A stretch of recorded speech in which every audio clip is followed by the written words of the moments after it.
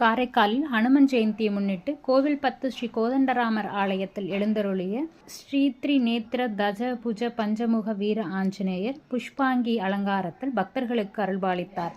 ஏராளமான பக்தர்கள் கலந்து கொண்டு சுவாமி தரிசனம்.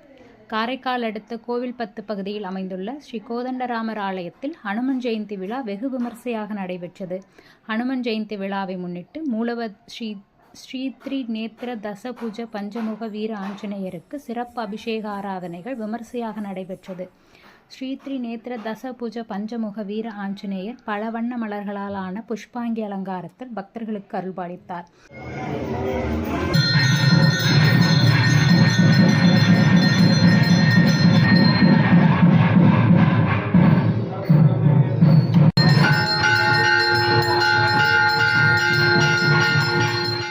ஆஞ்சநேயருக்கு துளசி மாலை, நெல்லிக்காய் மாலை, வடை மாலை சாற்றி சிறப்பு பூஜைகளும் மகாதீபாரதனையும் நடைபெற்றது. தொடர்ந்து அனைவருக்கும் பிரசாதங்கள் வழங்கப்பட்டது. விழாவில் ஏராளமான பக்தர்கள் கலந்து கொண்டு சுவாமி தரிசனம் செய்தனர்.